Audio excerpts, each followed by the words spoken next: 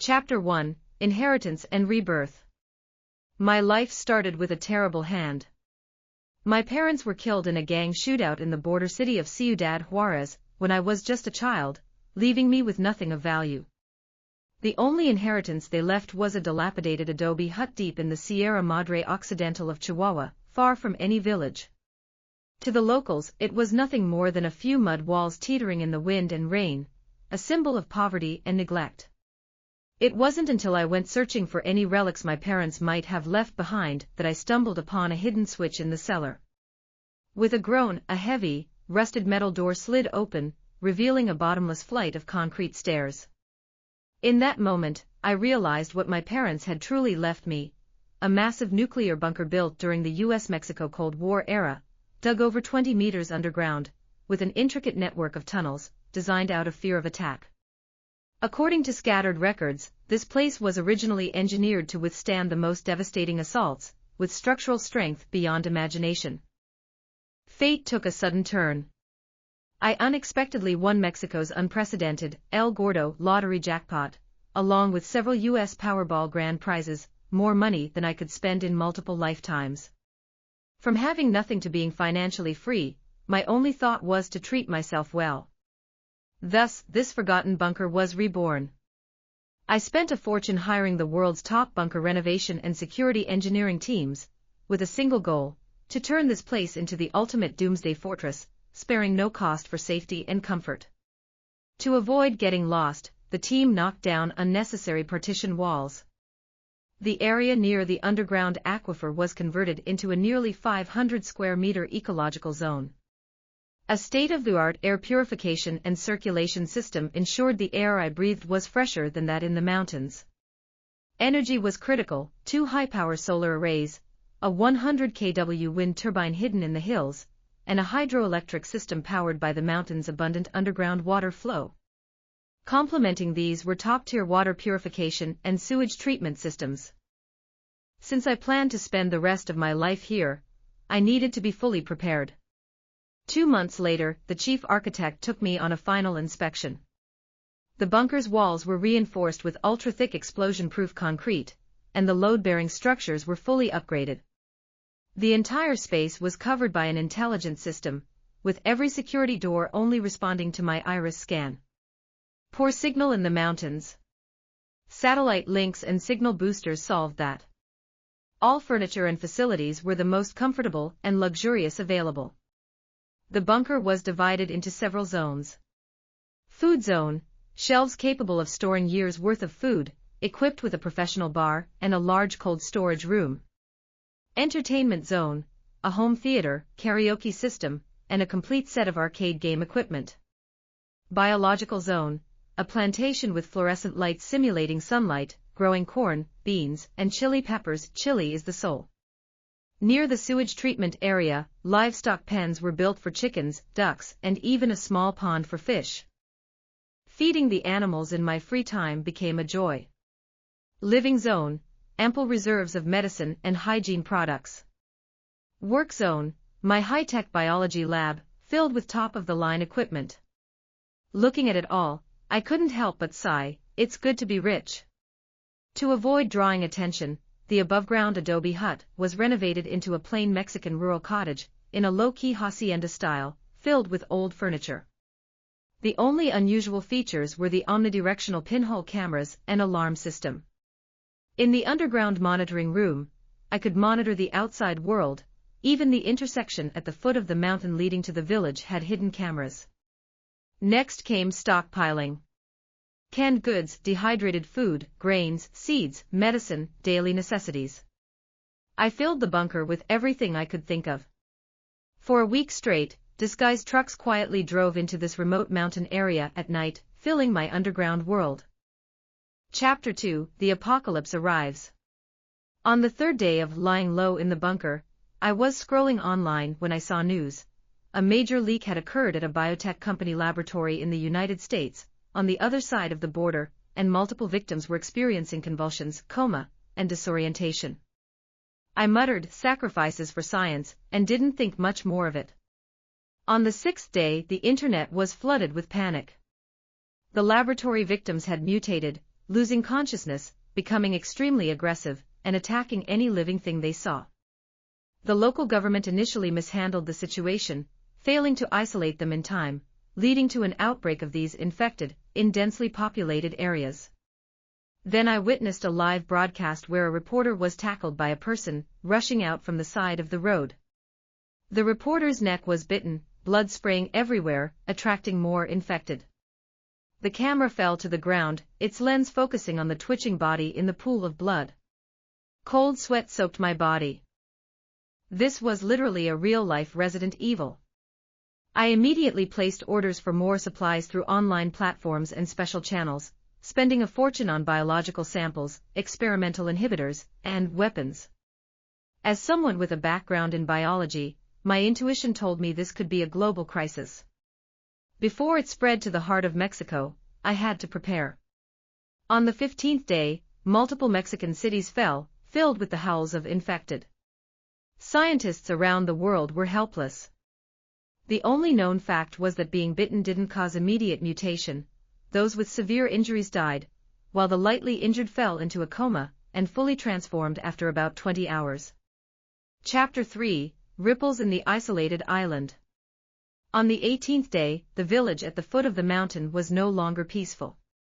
Many young people who had survived working outside returned to the mountains with their families. The sparsely populated, rugged mountains were safer than the cities, but this was not good news for me.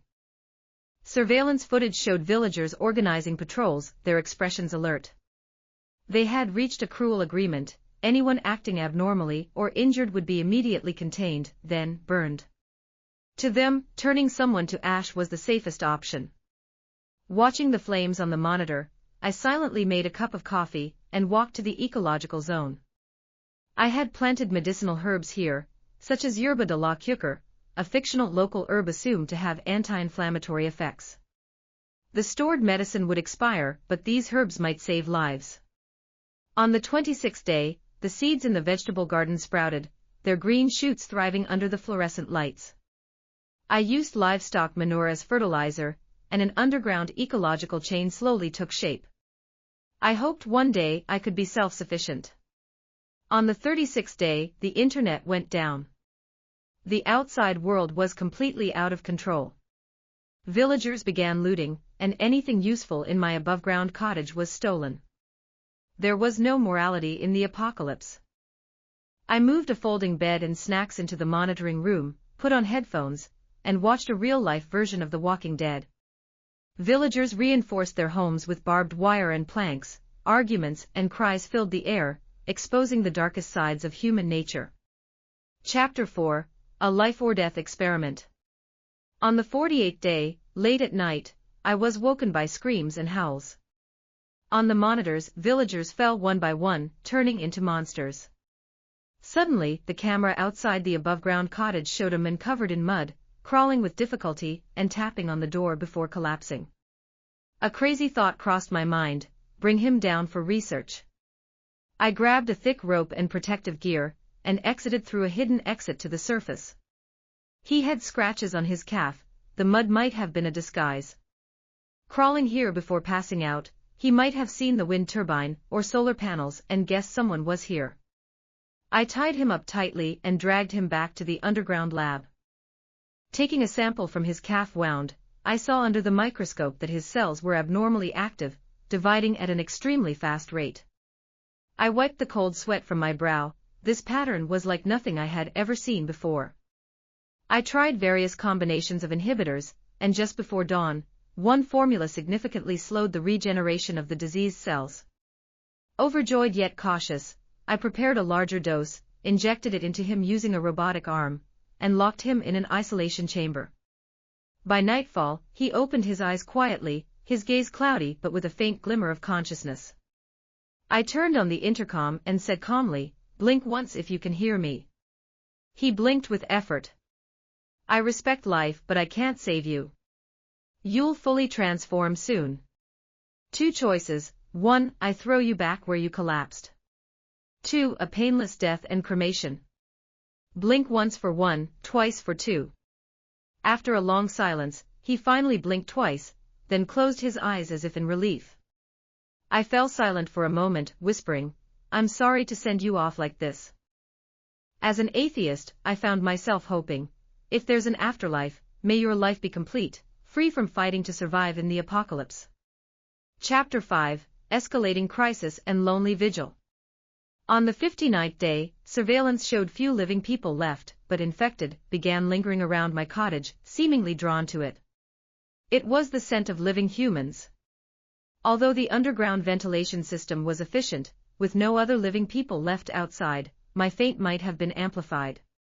I closed the nearby air vents, leaving only the farthest one open, and covered it with a mixture of the man's cremated ashes and soil, hoping to mask any signs of life. On the 61st day, the method worked, the infected gradually dispersed, leaving only a few wandering around. My appetite had worsened in the apocalypse, but I checked the bunker regularly. The food zone still had plenty of dried goods, the fresh fruits and vegetables from the early days had rotted and been turned into compost. The cold storage still had a lot of meat. The medicinal herbs in the ecological zone were ready to be harvested and needed to be processed and preserved. The livestock were growing well, and the corn, chili peppers, and potatoes were thriving. These small harvests brought comfort. Chapter 6, Natural Disaster Strikes and the Final Choice.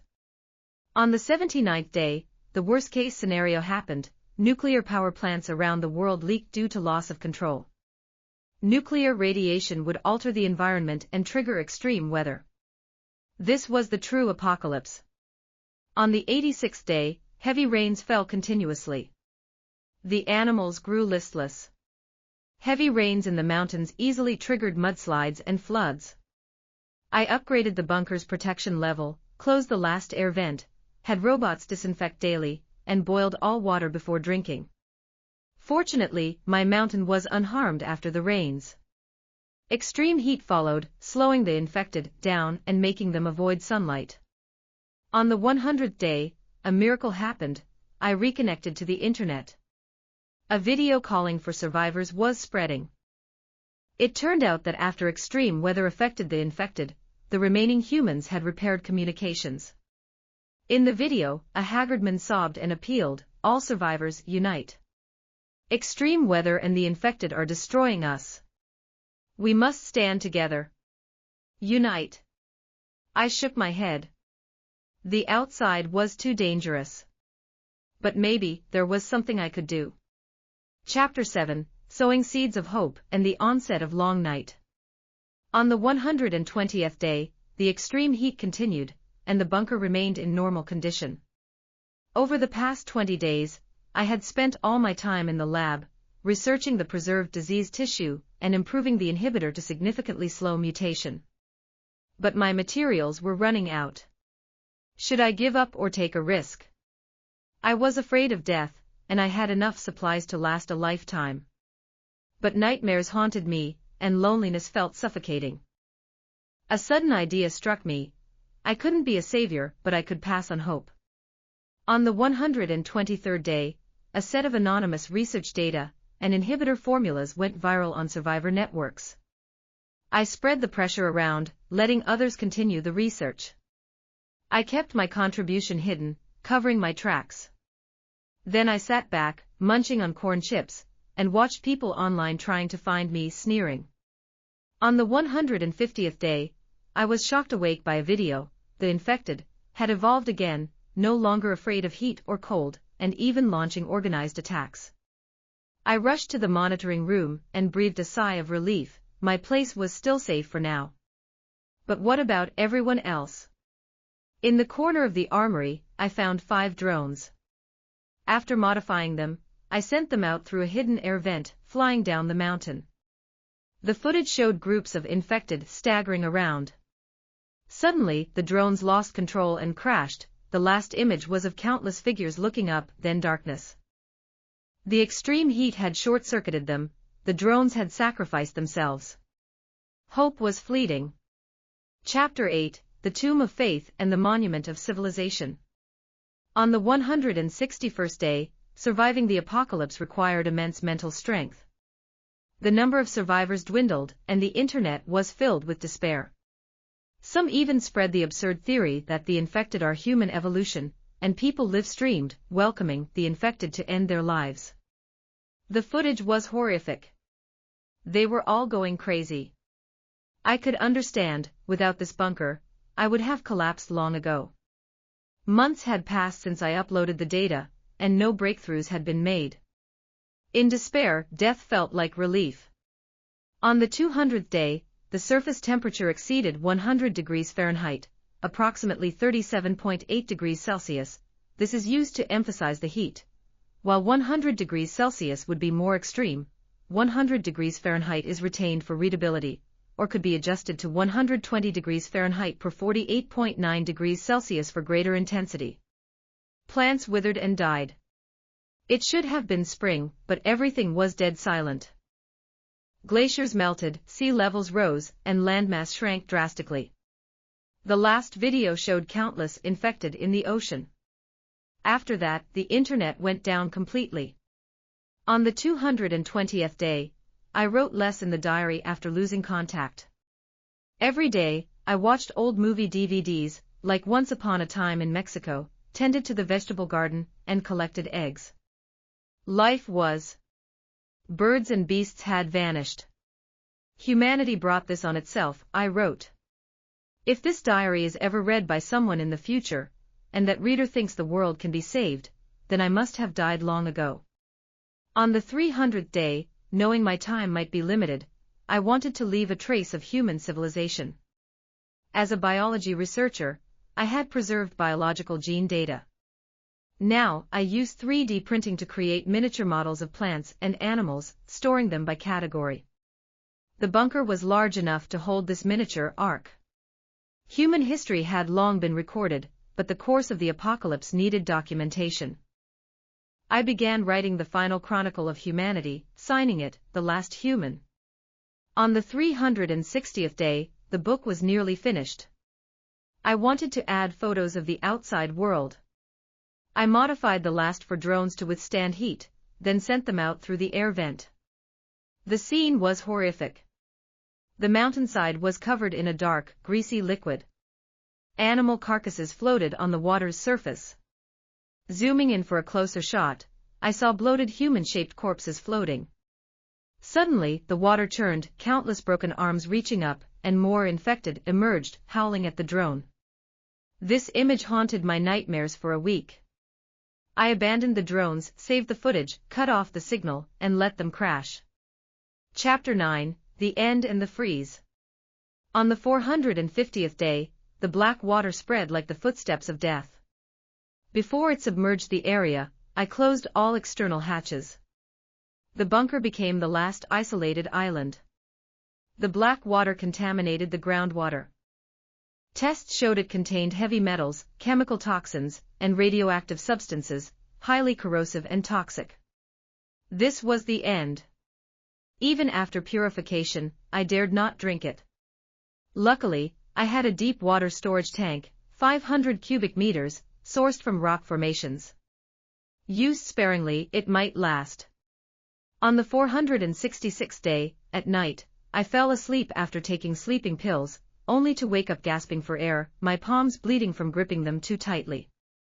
A dull thudding sound echoed through the bunker. Thud. Thud. Thud. It was coming from the upper explosion-proof wall.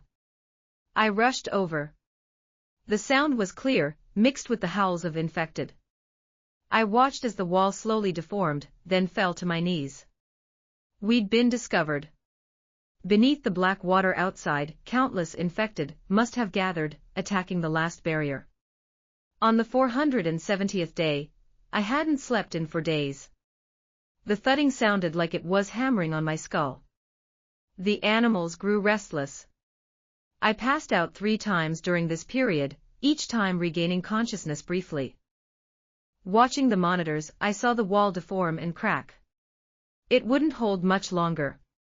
I stood up and slowly walked through every corner of the bunker, the food zone, entertainment zone, ecological zone, living zone, work zone.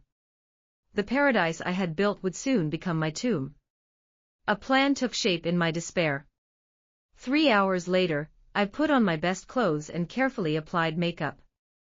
Then I went to the cold storage, turned the temperature down to its lowest setting, and left the door open. Next, I went to the lab. The table was covered with high-concentration neural inhibitors.